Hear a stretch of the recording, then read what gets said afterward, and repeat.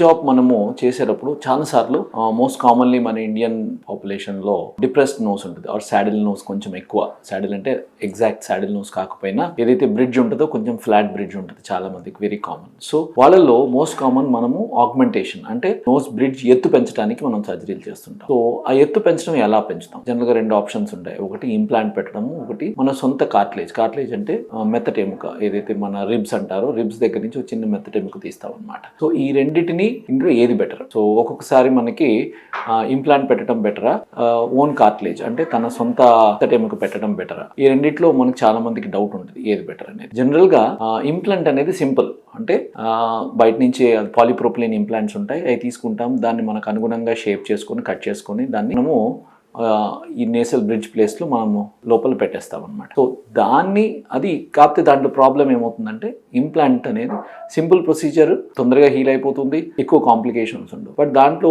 ఒక రిస్క్ ఏంటంటే ఇన్ఫెక్షన్ వచ్చే అవకాశాలు ఉంటాయి. సో ఫారెన్ బాడీ కాబట్టి ఇనిషియల్ ఫేజ్లో ఇన్ఫెక్షన్ రాకుండా ఉంటే జనరల్గా ప్రాబ్లం ఏమి ఉండదు. అలాగే ఇంకొక ప్రాబ్లం ఏంటంటే ఎక్స్ట్రూషన్ అంటారు. ఫారెన్ బాడీ కాబట్టి ఒక్కొక్కసారి చిన్న చిన్న పీసెస్ మనం మల్టిపుల్ పీసెస్లో కట్ చేసి పెడితే అది ఒకసారి బాడీ బయటికి తోసేస్తుంది అనమాట. సో అట్లా బయటికి తోసేసే అవకాశాలు ఉంటాయి. సో ఇంప్లాంట్లో ఈ ప్రాబ్లమ్స్ ఉంటాయి. వెరాజ్ మన సొంత కార్టిలేజ్ వాడితే ఎప్పుడైనా సరే అది మన సొంత టిష్యూ కాబట్టి బాడీ యాక్సెప్టెన్స్ అనేది బెటర్గా ఉంటుంది.